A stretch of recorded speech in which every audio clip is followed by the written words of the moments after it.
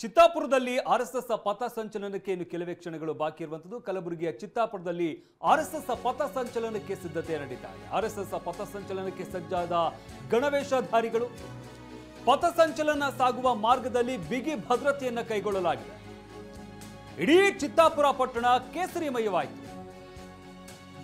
ಸಾಕಷ್ಟು ಸವಾಲುಗಳು, ಸಾಕಷ್ಟು ವಿವಾದದ ನಡುವೆ ಈಗ ಆರ್ಎಸ್ಎಸ್ ಪಥಸಂಚಲನಕ್ಕೆ ಅನುಮತಿ ಸಿಕ್ಕಿದೆ. ಆದರೆ ಒಂದಷ್ಟು ಕಂಡೀಷನ್ಸ್ಗಳ ನಡುವೆ ಈ ಪಥಸಂಚಲನ ನಡೀತಾ ಇದೆ. ಕೇವಲ 300 ಗಣವೇಷಧಾರಿಗಳಿಗೆ ಮಾತ್ರ ಪಥಸಂಚಲನದಲ್ಲಿ ಭಾಗಿಯಾಗೋದಕ್ಕೆ ಅವಕಾಶವನ್ನು ನೀಡಲಾಗಿರುವಂಥದ್ದು. ಇನ್ನು ಈ ಪಥಸಂಚಲನ ವಿಚಾರಕ್ಕೆ ಸಂಬಂಧಪಟ್ಟಂತೆ ಸಾಕಷ್ಟು ವಿವಾದಗಳಾಗ್ತಾ ಇತ್ತು. ಚಿತ್ತಾಪುರದಲ್ಲಿ ಪಥಸಂಚಲನ ಮಾಡೋದಕ್ಕೆ ಆರ್ಎಸ್ಎಸ್ ಯಾವಾಗ ಸಿದ್ಧತೆಯನ್ನು ಮಾಡಿಕೊಳ್ತು, ಆ ಸಂದರ್ಭದಲ್ಲಿ ಬೇರೆ ಬೇರೆ ಸಂಘಟನೆಗಳು ಕೂಡ ಅದೇ ಸಮಯದಲ್ಲಿ ನಾವು ಕೂಡ ಪಥಸಂಚಲನ ಮಾಡಬೇಕು ಅಂತ ಜಿಲ್ಲಾಡಳಿತಕ್ಕೆ ಮನವಿಯನ್ನು ಸಲ್ಲಿಸ್ತಾರೆ. ಜಿಲ್ಲಾಡಳಿತದಲ್ಲಿ ಶಾಂತಿ ಸಭೆ ನಡೆಸಲಾಗುತ್ತೆ. ಆದರೆ ಅದೆಲ್ಲ ವಿಫಲ ಆದ ನಂತರ ಕೋರ್ಟ್ ಮುಖಾಂತರ ಅನುಮತಿಯನ್ನು ಪಡ್ಕೊಂಡು ಈಗ ಪಥಸಂಚಲನವನ್ನು ನಡೆಸಲಾಗ್ತಾ ಇದೆ. ಇವತ್ತು ಕಲಬುರಗಿ ಜಿಲ್ಲೆಯ ಚಿತ್ತಾಪುರ ಪಟ್ಟಣದಲ್ಲಿ ಆರ್ಎಸ್ಎಸ್ ಕಾರ್ಯಕ್ರಮ ನಡೀತಾ ಇದೆ. ಅವರಿಗೆ ಈಗಾಗಲೇ ನಾವು ಅಡ್ಮಿನಿಸ್ಟ್ರೇಷನ್ ವತಿಯಿಂದ ಷರತ್ತುಬದ್ಧ ಅನುಮತಿ ನೀಡಿದ್ದೇವೆ. ಅದು ಪ್ರಕಾರನೇ ಮಾನ್ಯ ಹೈಕೋರ್ಟಲ್ಲಿನೂ ಒಪ್ಪಿದರು. ಅದು ಡೈರೆಕ್ಷನ್ಸ್ ಪ್ರಕಾರ ಈಗ ನಾವು ಇವತ್ತು ಅವರಿಗೆ ಕಾರ್ಯಕ್ರಮಕ್ಕೆ ಅಲೋ ಮಾಡ್ತಾ ಇದ್ವಿ. ಈಗ ಅವರು 3 o'clock 5:30ವರೆಗೆ ಅವರ ಕಾರ್ಯಕ್ರಮ ಮಾಡಬಹುದು ಅಂತ ಆದೇಶದಲ್ಲಿದೆ. ಅದೇ ರೀತಿಯಿಂದ 300 ಮೆಂಬರ್ಸ್ ಪಾರ್ಟಿಸಿಪೆಂಟ್ಸು ಚಿತ್ತಾಪುರ ಕಂದಾಯ ತಾಲೂಕು ಸ್ಥಳೀಯರಿರಬೇಕು ಮತ್ತು 50 ಜನ ಬ್ಯಾಂಡ್ದವರಿಗೆ ಆಚೆಯಿಂದ ಅಲೌಡ್ ಇದೆ. ಅದರ ಜೊತೆಯೂ ಈಗಾಗಲೇ ನಾವು ರೂಟನ್ನು ನಿಗದಿಪಡಿಸಲಾಗಿದೆ. ಅದು ಅಪ್ರಾಕ್ಸಿಮೇಟ್ಲಿ 1.3 ಕಿಲೋಮೀಟರ್ ರೂಟ್ ನಿಗದಿಪಡಿಸಲಾಗಿದೆ. ಅದರ ಸಮೇತ ನಾವು ಇವತ್ತು ಕಟ್ಟುನಿಟ್ಟಾಗಿ ಪೊಲೀಸ್ ಬಂದೋಬಸ್ತನ್ನು ನಾವು ಡಿಪ್ಲಾಯ್ಮೆಂಟ್ ಮಾಡಿಕೊಂಡಿದ್ದೇವೆ. ಇದರಲ್ಲಿ ಟೋಟಲ್ ಆಫೀಸರ್ಸು ಮತ್ತು ಸಿವಿಲ್ ಪೊಲೀಸು ಮತ್ತು ಹೋಮ್ ಗಾರ್ಡ್ಸು ಎಲ್ಲ ಸೇರಿ ರಫ್ಲಿ ಅರೌಂಡ್ 850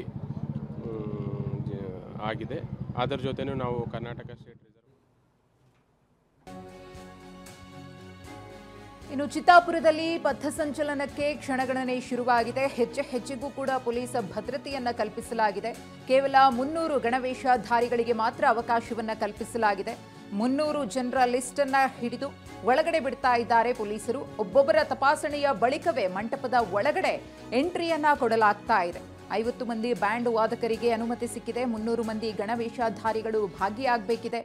ಎಷ್ಟಕ್ಕೆ ಪರ್ಮಿಷನ್ ಕೊಟ್ಟಿದ್ದಾರೋ ಅಷ್ಟಕ್ಕೆ ಮಾತ್ರ ಅವಕಾಶ ಅಂತ ಹೇಳಿ ಗಣವೇಷಧಾರಿಗಳಿಗೆ ಎಂಟ್ರಿಯನ್ನ ಪೊಲೀಸರು ಕೊಡ್ತಿದ್ದಾರೆ. ಗಮನಿಸ್ತಾ ಇದ್ದೀರಿ ಯಾರೆಲ್ಲ ಈ ಒಂದು ಆರ್ಎಸ್ಎಸ್ ಪಥಸಂಚಲನದಲ್ಲಿ ಭಾಗಿಯಾಗ್ತಾರೋ ಅವರ ಲಿಸ್ಟ್ ಅನ್ನ ಹಿಡಿದೇ ಒಬ್ಬೊಬ್ಬರನ್ನಾಗಿ ಒಳಗಡೆ ಕಳಿಸ್ತಾ ಇರುವಂತಹ ಕೆಲಸವನ್ನ ಪೊಲೀಸರು ಮಾಡ್ತಾ ಇದ್ದಾರೆ. ಇನ್ನು ಚಿತ್ತಾಪುರದಲ್ಲಿ 3:30 ಸುಮಾರಿಗೆ ಪಥಸಂಚಲನ ಶುರುವಾಗುತ್ತೆ. ಯಾವುದೇ ರೀತಿಯ ಅಹಿತಕರ ಘಟನೆಗಳು ನಡೆಯದಂತೆ, ಕಾನೂನು ಸುವ್ಯವಸ್ಥೆ ಹದಗೆಡದಂತೆ ನೋಡಿಕೊಳ್ಳುವುದಕ್ಕೆ ಪೊಲೀಸರು ಎಲ್ಲಾ ರೀತಿಯ ಸಿದ್ಧತೆಗಳನ್ನು ಮಾಡಿಕೊಂಡಿದ್ದಾರೆ. ಬಿಗಿ ಬಂದೋಬಸ್ತನ್ನು ಕಲ್ಪಿಸಲಾಗಿದೆ. ಇದು ನೇರ ದೃಶ್ಯಾವಳಿಗಳನ್ನು ಗಮನಿಸ್ತಾ ಇದ್ದೀರಿ. ಕಲಬುರಗಿಯ ಚಿತ್ತಾಪುರದ ದೃಶ್ಯಗಳು. ಆರ್ಎಸ್ಎಸ್ ಪಥಸಂಚಲನಕ್ಕೆ ಅನುಮತಿ ಸಿಕ್ಕ ಬೆನ್ನಲ್ಲೇ ಸಾಕಷ್ಟು ಸಿದ್ಧತೆಗಳನ್ನು ಕೂಡ ಮಾಡಿಕೊಳ್ಳಲಾಗಿತ್ತು. ಈ ಕುರಿತು ಮತ್ತಷ್ಟು ಮಾಹಿತಿಯನ್ನ, ಪ್ರತ್ಯಕ್ಷ ವರದಿಯನ್ನ ನಮ್ಮ ಪ್ರತಿನಿಧಿ ದತ್ತಾತ್ರೇಯ ಪಾಟೀಲ್ ಕೊಟ್ಟಿದ್ದಾರೆ. ನೋಡೋಣ. ಬಹುನಿರೀಕ್ಷಿತ ಆರ್ಎಸ್ಎಸ್ ಪಥಸಂಚಲನಕ್ಕೆ ಸದ್ಯ ಕ್ಷಣಗಣನೆ ಶುರುವಾಗಿರ್ತಕ್ಕಂಥದ್ದು. ಆ ಚಿತ್ತಾಪುರ ಪಟ್ಟಣದ ಏನು ಬಜಾಜ್ ಕಲ್ಯಾಣ ಮಂಟಪ ಇದೆ, ಆ ಬಜಾಜ್ ಕಲ್ಯಾಣ ಮಂಟಪದಿಂದ ಅಂಬೇಡ್ಕರ್ ವೃತ್ತ, ಬಸವೇಶ್ವರ ವೃತ್ತ ಮತ್ತು ಏನು ಕೆನರಾ ಬ್ಯಾಂಕ್ ಸರ್ಕಲ್ನಿಂದ ಏನು APMC ಮಾರ್ಗವಾಗಿ ಸದ್ಯ ಈ ಒಂದು ಪಥಸಂಚಲನ ಕಾರ್ಯಕ್ರಮ ಆರಂಭ ಆಗುತ್ತೆ. ಇನ್ನೇನು ಕೆಲವೇ ಕ್ಷಣಗಳಂದರೆ ಸರಿಯಾಗಿ 3:30ಕ್ಕೆ ಏನು ಆರ್ಎಸ್ಎಸ್ ಪಥಸಂಚಲನ ಆರಂಭವಾಗುವಂಥ ಹಿನ್ನೆಲೆಯಲ್ಲಿ ಸದ್ಯ ಜಿಲ್ಲಾಡಳಿತ ವಿಧಿಸಿರ್ತಕ್ಕಂಥ ಷರತ್ತೇನಿತ್ತು, ಆ ಷರತ್ತಿನಂತೆ 300 ಜನ ಗಣವೇಷಧಾರಿಗಳನ್ನು ಸದ್ಯ ಏನು ಅಂತಂದರೆ ಒಬ್ಬೊಬ್ಬರನ್ನಾಗಿ ಪರಿಶೀಲನೆ ಮಾಡಿ ಏನು ಅಂತಂದರೆ ಬಿಡ್ತಕ್ಕಂಥದ್ದು. ಯಾಕೆಂತಂದರೆ ಈಗಾಗಲೇ ಆ ಜಿಲ್ಲಾಡಳಿತಕ್ಕೆ RSS ನೀಡಿರ್ತಕ್ಕಂಥ 300 ಜನರ ಆ ಪಟ್ಟಿ ಏನಿದೆ, ಆ ಪಟ್ಟಿಯನ್ನು ಸದ್ಯ ಪೊಲೀಸರು ನೋಡಿಕೊಂಡು ಆ ಪಟ್ಟಿಯಲ್ಲಿರ್ತಕ್ಕಂಥ ಹೆಸರುಗಳು ಯಾರ್ಯಾರಿದ್ದಾವೆ ಅವರನ್ನು ಮಾತ್ರ ಏನು ಅಂತಂದರೆ ಸದ್ಯ ಆ ಪಥಸಂಚಲನದ ಕಾರ್ಯಕ್ರಮಕ್ಕೆ ಬಿಡ್ತಾ ಇರ್ತಕ್ಕಂಥದ್ದು. ನೀವು ಕೂಡ ದೃಶ್ಯದಲ್ಲಿ ನೋಡಿರ್ತಕ್ಕಂಥದ್ದು. ಈಗಾಗಲೇ ಏನು ಅಂತಂದರೆ ಬಜಾಜ್ ಕಲ್ಯಾಣ ಮಂಟಪ ಏನಿದೆ, ಆ ಕಲ್ಯಾಣ ಮಂಟಪದಿಂದ ಸದ್ಯ ಸರಿಯಾಗಿ 3:30ಕ್ಕೆ ಏನು ಈ ಒಂದು ಪಥಸಂಚಲನ ಕಾರ್ಯಕ್ರಮ ಆರಂಭವಾಗುತ್ತೆ. ಅದಕ್ಕೆ ಬೇಕಾದಂಥ ತಯಾರಿ ಕೂಡ ಈಗಾಗಲೇ ಸಾಕಷ್ಟು ತಯಾರಿ ಆಗಿರ್ತಕ್ಕಂಥದ್ದು. ಬೆಳಿಗ್ಗೆಯಿಂದನೂ ಕೂಡ RSS ಸಂಘಟನೆಯಿಂದ ಏನೋ ಅಂತಾರೆ ಸಾಕಷ್ಟು ತಯಾರಿಯನ್ನು ಮಾಡಿಕೊಂಡಿರ್ತಕ್ಕಂಥದ್ದು ನೀವು ಕೂಡ ದೃಶ್ಯದಲ್ಲಿ ನೋಡ್ತಾ ಇದ್ದೀರಿ. ಯಾವ ರೀತಿಯಾಗಿ ಗಣವೇಷಧಾರಿಗಳು ಈಗಾಗಲೇ ಏನು ಅಂತಂದರೆ ಪಥಸಂಚಲನಕ್ಕೆ ರೆಡಿ ಆಗಿರ್ತಕ್ಕಂಥದ್ದು. ಇದು ಒಂದು ಕಡೆ ಆದರೆ ಈಗಾಗಲೇ ಪೊಲೀಸ್ ಇಲಾಖೆ ಕೂಡ ಸಕಲ ರೀತಿಯ ಏನು ಬಂದೋಬಸ್ತನ್ನು ಮಾಡಿಕೊಂಡಿರ್ತಕ್ಕಂಥದ್ದು. ಯಾವುದೇ ರೀತಿಯಾದಂಥ ಸಣ್ಣ ಪ್ರಮಾಣದ ಲೋಪ ಕೂಡ ಆಗಬಾರ್ದು ಅನ್ನುವಂಥ ಉದ್ದೇಶದಿಂದ ಯಾರು 300 ಜನ ಪಟ್ಟಿ ಏನಿದೆ ಆ ಪಟ್ಟಿ ಪ್ರಕಾರ ಏನು ಅಂತಂದರೆ ಸದ್ಯ ಅವ್ರನ್ನೆಲ್ಲ ಒಳಗಡೆ ಬಿಡಲಾಗ್ತಿದೆ. ಇಲ್ಲಿಂದ ಏನು ಅಂತಂದರೆ ಎಲ್ಲರೂ ಅಸೆಂಬಲ್ ಆಗಿ ಇಲ್ಲಿಂದ ಏನು ಪಥಸಂಚಲನ ಆರಂಭ ಆಗುತ್ತೆ. ಸರಿಯಾಗಿ 3:30ಕ್ಕೆ ಆರಂಭವಾಗುವಂಥ ಪಥಸಂಚಲನ ಸಂಜೆ 5:45ರವರೆಗೂ ಕೂಡ ಪಥಸಂಚಲನ ನಡೆಯುತ್ತೆ. ಅದಾದ ನಂತರ ಇದೇ ಏನು ಬಜಾಜ್ ಕಲ್ಯಾಣ ಮಂಟಪದಲ್ಲಿ ಸದ್ಯ ಏನು ಪಥಸಂಚಲನ ಎಂಡ್ ಆಗುತ್ತೆ. ಖುದ್ದು ನಮ್ಮ ಜೊತೆ ಮಾತಾಡೋಕ್ಕೆ ಗಣವೇಷಧಾರಿಗಳಿದ್ದಾರೆ. ಏನು ಹೇಳ್ತಾರೆ, ಕಳೆದ 1 ತಿಂಗಳಿಂದ ಕೂಡ ಹಗ್ಗ ಜಗ್ಗಾಟ ನಡೆದಿತ್ತು. ಫೈನಲಿ ಇವತ್ತು ಚಿತ್ತಾಪುರ ಪಟ್ಟಣದಲ್ಲಿ ಪಥಸಂಚಲನ ನಡೀತಿದೆ. ಏನು ಅನ್ಸುತ್ತೆ ನಿಮಗೆ? ರಾಷ್ಟ್ರಕ್ಕಾಗಿ ಸೇವೆ ಸಲ್ಲಿಸ್ಬೇಕಂತಂದ್ರೆ ಎಲ್ಲರಿಗೂ ಒಂದು ಖುಷಿ ಸಮಾಚಾರವೇ. ಇದು ಅವಕಾಶ ಕೊಟ್ಟಂಥ ಪ್ರತಿಯೊಬ್ಬರಿಗೂ ಉಚ್ಚ ನ್ಯಾಯಾಲಯಕ್ಕೂ ಧನ್ಯವಾದವನ್ನು ಕೋರುತ್ತೇವೆ. ಬೋಲೋ ಭಾರತ್ ಮಾತಾ ಕಿ ಜೈ. ಇಲ್ಲ, 1 ತಿಂಗಳಿಂದ ಫಸ್ಟ್ ಅಕ್ಟೋಬರ್ 19ಕ್ಕೆ ಮಾಡಬೇಕಂದಿದ್ರಿ, ಅವಾಗ ಪರ್ಮಿಷನ್ ಸಿಗಲಿಲ್ಲ, ಕೋರ್ಟ್ಗೆ ಹೋದ್ರಿ. 1 ತಿಂಗಳಾದ್ಮೇಲೆ ಇವತ್ತು ಮಾಡ್ತಿದ್ದೀರಿ, ಹೇಗೆ ಅನಿಸ್ತದೆ? ಖುಷಿ ಅನ್ನಿಸ್ತಾ ಇದೆ ಸರ್. ಒಂದು ರಾಷ್ಟ್ರೀಯತೆಯನ್ನು ಇದು ಭಾಗವಲ್ಲ, ಖುಷಿ ಅನ್ನಿಸ್ತಾ ಇದೆ ಸರ್. ನಿಮ್ಗೆ ಹೇಗೆ ಅನಿಸುತ್ತೆ? 1 ತಿಂಗಳಾಯಿತು, 1 ತಿಂಗಳಿಂದ ಕೋರ್ಟ್ನಲ್ಲಿ ಹಗ್ಗ ಜಗ್ಗಾಟ ಆಯಿತು, ಇವತ್ತು ಫೈನಲಿ RSS ಪಥಸಂಚಲನ ನಡೀತಿದೆ, ನೀವು ಭಾಗವಹಿಸ್ತಿದ್ದೀರಿ, ಹೇಗೆ ಅನಿಸ್ತಿದೆ ಅಂತ? ನಮಗೆ ಇವಾಗ ಖುಷಿ ಆಗ್ತಿದೆ ಸರ್, ತುಂಬ ಖುಷಿ ಆಗ್ತಾ ಇದೆ. ಇದರಲ್ಲಿ ಸಂವಿಧಾನ ಗೆಲ್ತು, ನಾವು ಗೆಲ್ತೀವಿ ಅನ್ನೋದಕ್ಕಿಂತ ಸಂವಿಧಾನ ಗೆಲ್ತು ಇಲ್ಲಿ. ಯಾವುದೇ ರೀತಿ ನಮ್ಮನ್ನು ಬಂಧಿಸೋಕ್ಕಾಗಲ್ಲ, ಕಟ್ಟೋಕ್ಕಾಗಲ್ಲ. ನಮ್ಮದೇ ಆದ ರೀತಿಯಲ್ಲಿ ನಾವು ಹೋರಾಟ ಮುಂದುವರಿಸ್ತೀವಿ ಮತ್ತು ನಾವು ಸಮಾಜಕ್ಕೆ ನಮ್ಮದೇ ಆದ ಸಾಧ್ಯ ಆದಂಥ ರೀತಿಯಲ್ಲಿ ಕೊಡುಗೆಯನ್ನು ಕೊಡ್ತೀವಿ. ಅಲ್ಲ, ಇಲ್ಲಿ ಕಾನೂನು ಸುವ್ಯವಸ್ಥೆಗೆ ಧಕ್ಕೆ ಆಗುತ್ತೆ, ಪಥಸಂಚಲನಕ್ಕೆ ಅವಕಾಶ ಕೊಟ್ಟರೆ ಈ ರೀತಿಯಾದ ಕಾರಣ ನೀಡಿತ್ತು ಜಿಲ್ಲಾಡಳಿತ ಮತ್ತು ತಾಲೂಕು ಆಡಳಿತ. ಫೈನಲಿ ಕೋರ್ಟ್ ಎದುರುಗಡೆ ನಿಮ್ಮ ಪರ್ಮಿಷನ್ ಸಿಕ್ತು, ಇವತ್ತು ಆಗ್ತಿದೆ. ಆ ಥರ ಯಾವುದೇ ಒಂದು ಘಟನೆ ನಡೆದಿದ್ದರೆ ಅವ್ರ ಗಮನಕ್ಕೆ ಬಂದಿರ್ತಾ ಇತ್ತು. ಯಾವುದೇ ರೀತಿ ಘಟನೆ ತಮಗೂ ಗೊತ್ತಿರ್ಬೋದು, ಆ ಥರ ಘಟನೆ ನಡೆದಿದೆಯಾ ನಾವು ಕೇಳ್ತೀವಿ ಅವ್ರಿಗೆ.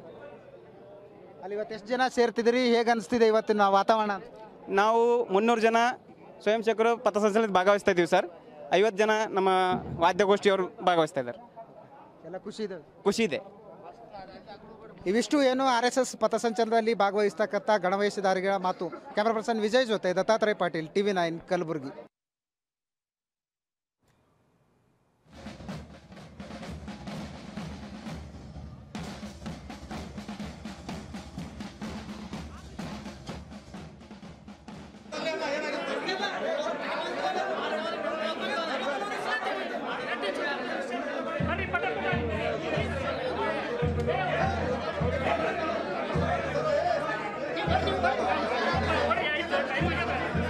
ನಾವೀಗ ನೋಡ್ತಾ ಇರುವಂತದ್ದು ನೇರ ದೃಶ್ಯಾವಳಿಗಳನ್ನ ಗಮನಿಸ್ತಾ ಇದ್ದೀವಿ. ಇನ್ನು ಕೆಲವೇ ಕ್ಷಣದಲ್ಲಿ ಪಥಸಂಚಲನ ಆರಂಭವಾಗುತ್ತೆ. ಕೋರ್ಟ್ ಅನುಮತಿಯನ್ನು ಕೊಟ್ಟಿರುವಂಥದ್ದು, ಅಂದ್ರೆ ಸಾಕಷ್ಟು ಕಂಡೀಷನ್ಗಳನ್ನ ಹಾಕಿ ಅನುಮತಿಯನ್ನು ಕೊಟ್ಟಿದೆ. ಅದರಲ್ಲಿ ಪ್ರಮುಖವಾಗಿ ಸಮಯವನ್ನು ಕೂಡ ಗಮನಿಸಬಹುದಾಗುತ್ತೆ. 3:30ಯಿಂದ 5 ಗಂಟೆವರೆಗೂ ಮಾತ್ರ ಪಥಸಂಚಲನ ಮಾಡೋದಕ್ಕೆ ಅವಕಾಶವನ್ನು ನೀಡಲಾಗಿರುವಂಥದ್ದು. ಅದರಿಂದಾಗಿ 3:30ಗೆ ಪಥಸಂಚಲನ ಆರಂಭ ಆಗುತ್ತೆ. ಜೊತೆಗೆ 300 ಜನರಿಗೆ ಅವಕಾಶವನ್ನು ನೀಡಲಾಗಿರುವಂಥದ್ದು. 300 ಜನ ಯಾರಿದ್ದಾರೆ, ಯಾರು ಭಾಗಿಯಾಗ್ತಾರೆ, ಅವರೆಲ್ಲರೂ ಕೂಡ ಮೊದಲೇ ಲಿಸ್ಟ್ ಅನ್ನ ಕೊಟ್ಟಿರಬೇಕು. ಆ ಲಿಸ್ಟ್ ಅನ್ನ ಪಡೆದಿರುವಂತಹ ಪೊಲೀಸ್ನವರು ಯಾರ ಹೆಸರಿದೆ ಅವರನ್ನ ನೋಡಿ ಅಲ್ಲಿ ಒಳಗಡೆ ಬಿಡ್ತಾ ಇರುವಂಥದ್ದನ್ನ ನಾವು ಗಮನಿಸ್ತಾ ಇದ್ದೀವಿ. ಯಾರ ಹೆಸರನ್ನ ಕೊಟ್ಟಿದ್ದಾರೆ ಅವರು ಮಾತ್ರ ಪಥಸಂಚಲನದಲ್ಲಿ ಭಾಗಿಯಾಗಬೇಕು. 300 ಜನ, ಅದ್ರ ಜೊತೆಗೆ 50 ಜನ ಬ್ಯಾಂಡ್ ಸೆಟ್ನವರು, ಇದೆಲ್ಲವೂ ಕೂಡ ಕಂಡೀಷನ್ಸ್ ಇರುವಂಥದ್ದು. ಇದ್ರ ಜೊತೆಗೆ ಪೊಲೀಸ್ನವ್ರಿಗೆ ಸೂಚನೆಯನ್ನು ಕೂಡ ನೀಡಲಾಗಿದೆ. ಅಂದರೆ ಯಾವ ಮಾರ್ಗದಲ್ಲಿ ಹೋಗಬೇಕು ಅವರು ಅದನ್ನು ಕೂಡ ಸೂಚಿಸಬೇಕು ಅಂತ. ಅದರಿಂದಾಗಿ ಪೊಲೀಸ್ನವರು ಕೂಡ ಯಾವ ಮಾರ್ಗದಲ್ಲಿ ಪಥಸಂಚಲನ ಸಾಗಬೇಕು ಅಂತ ಆ ಒಂದು ಬ್ಲೂ ಪ್ರಿಂಟನ್ನು ಕೂಡ ರೆಡಿ ಮಾಡಿಕೊಟ್ಟಿದ್ದಾರೆ. ಆ ಮಾರ್ಗದಲ್ಲಿನೇ ಈ ಒಂದು ಪಥಸಂಚಲನ ಸಾಗುತ್ತೆ. ಸುಮಾರು 1.5 ಕಿಲೋಮೀಟರ್ ಈ ಪಥಸಂಚಲನ ಸಾಗುವಂತಹ ಸಾಧ್ಯತೆ ಇರುವಂಥದ್ದು. ಇನ್ನು ಕೆಲವೇ ಕ್ಷಣದಲ್ಲಿ ಪಥಸಂಚಲನ ಆರಂಭವಾಗುತ್ತೆ. ಅದಕ್ಕಾಗಿ ಎಲ್ಲ ಸಿದ್ಧತೆಗಳು ಆಗ್ತಾ ಇರುವಂಥದ್ದನ್ನು ಕೂಡ ನಾವು ಗಮನಿಸ್ತಾ ಇದ್ದೀವಿ. ಪ್ರಮುಖವಾಗಿ ಚಿತ್ತಾಪುರದ ಈ ಒಂದು ಪಥಸಂಚಲನ ತೀವ್ರ ಕುತೂಹಲವನ್ನು ಮೂಡಿಸಿರುವಂಥದ್ದು. ಯಾಕೆ ಅಂತಂದರೆ ಪ್ರಿಯಾಂಕ್ ಖರ್ಗೆ ಅವರು ಮಾಡಿದಂತಹ ಆರೋಪಗಳೇನಿದ್ದಾವೆ RSS ವಿರುದ್ಧ, ಅದರಿಂದಾಗಿ ಅವರ ಒಂದು ಕ್ಷೇತ್ರದಲ್ಲೇನೆ ನಾವು ಅದ್ಧೂರಿಯಾಗಿ ಪಥಸಂಚಲನ ಮಾಡ್ತೀನಿ ಅಂತ RSS ಸವಾಲಾಗಿ ಸ್ವೀಕರಿಸಿತ್ತು ಈ ಒಂದು ವಿಚಾರವನ್ನ. ಇನ್ನು ಪ್ರಿಯಾಂಕ್ ಖರ್ಗೆ ತಮ್ಮ ಆರೋಪಗಳನ್ನ ಮುಂದುವರಿಸ್ತಾ ಇದ್ದಾರೆ. KKRDB ಹಣ RSSಗೆ ಎಷ್ಟು ಹೋಗಿದೆ ಗೊತ್ತಿದೆ. ಕಲಬುರಗಿಯಲ್ಲಿ ಸಚಿವ ಪ್ರಿಯಾಂಕ್ ಖರ್ಗೆ ಮತ್ತೆ ಆಕ್ರೋಶವನ್ನು ವ್ಯಕ್ತಪಡಿಸಿದ್ದಾರೆ. RSSಗೆ ಎಷ್ಟು ಹಣ ಹೋಗಿದೆ ದಾಖಲೆ ಬಿಡುಗಡೆ ಮಾಡ್ತೀನಿ. KKRDBಯಲ್ಲಿ ಎಷ್ಟು ಲೂಟಿ ಮಾಡಿದ್ದಾರೆ ಗೊತ್ತಾಗುತ್ತೆ. ಆದಾಯ ತೆರಿಗೆ ವಂಚಿಸಿರುವ ಬಹಿರಂಗ ಮಾಡ್ತೀನಿ. ಯಾರೆಲ್ಲ ದೇಣಿಗೆ ಕೊಡ್ತಾರೆ, ಲೆಕ್ಕ ಹೇಗೆ ಕೊಡ್ತಾರೆ, ಇದೆಲ್ಲವನ್ನು ಕೂಡ ನಾನು ಡಾಕ್ಯುಮೆಂಟ್ಸ್ ತೆಗಿತೀನಿ. ಚಿತ್ತಾಪುರದಲ್ಲಿ 3 ಲಕ್ಷ ಜನ ಬರ್ತಾರೆ ಅಂತ ಅಂದ್ರು, ಬಂದ್ರ ಅಂತ RSS ವಿರುದ್ಧ ಪ್ರಿಯಾಂಕ್ ಖರ್ಗೆ ತಮ್ಮ ವಾಗ್ದಾಳಿ ಮುಂದುವರಿಸಿದ್ದಾರೆ. ಯಾವ ದೇಶದಲ್ಲಿ ದೇವ್ರಿಗೆ ಆಡಿಟ್ ಮಾಡ್ತೀರಾ, ದೇವ್ರಿಗೆ ಅಸೆಸ್ ಮಾಡ್ತೀರಾ, ದೇವರ ದೇಣಿಗೆಗೆ ಅಸೆಸ್ ಮಾಡ್ತೀರಾ, RSSಗೆ ಅಸೆಸ್ಮೆಂಟ್ ಇರೋದಿಲ್ವಾ? ಯಾರು ಹೇಳಿದ್ದು? ಅವ್ರು ಹೇಳಿದ್ದೆಲ್ಲ ನಾವು ಕೇಳ್ಕೊಂಡಿರ್ಬೇಕಾ? ಯಾವುದೋ ಒಂದು ಕೇಸ್ ರೆಫರ್ ಮಾಡಿದ್ರು, ಆ ಕೇಸ್ ಏನಿದೆ ಗೊತ್ತಾ? ಬಹುಶಃ ಯಾರೋ ಹಿಂಗೆ ಹೇಳೋಕೆ ಕೊಟ್ಟಿರ್ಬೇಕು, ಅದೇ ಓದಿರ್ಬೇಕು ಅವರು ಕೂಡ. ಎಲ್ಲನೂ ಕೂಡ ನಾನು ಹೇಳ್ದಂಗೆ ಕೊಡ್ತೀನಿ. ಇಲ್ಲಿ KKRDB ದುಡ್ಡು ಹೆಂಗೆ RSS ಅವರು ಲೂಟಿ ಹೊಡೆದಿದ್ರು ಅದನ್ನು ನಿಮ್ಗೆ ಸಾಕ್ಷಿ ಸಮೇತ ಏನೋ ಒಂದು 15-20 ದಿನದಲ್ಲಿ ಕೊಡ್ತೀನಿ ನೋಡಿ, ಯಾವಾಗ ಗೊತ್ತಾಗ್ತದೆ ನಿಮ್ಗೆ ಇವ್ರು ಎಷ್ಟು ದೊಡ್ಡ ದರೋಡೆಕೋರರು ಅಂತ. ಇವ್ರು ನೀವು ಹೇಳ್ತಾ ಇದ್ದೀರಲ್ಲ, ಮತ್ತೆ ಈಗ ಅಷ್ಟೊಂದೆಲ್ಲ ಹೇಳಿದ್ರಲ್ಲ, ಪ್ರವಚನ ನೀಡಿದ್ರಲ್ಲ 4 ತಾಸು 5 ತಾಸು, ಎಲ್ಲ ಬರೀ ಶುದ್ಧ ಸುಳ್ಳು.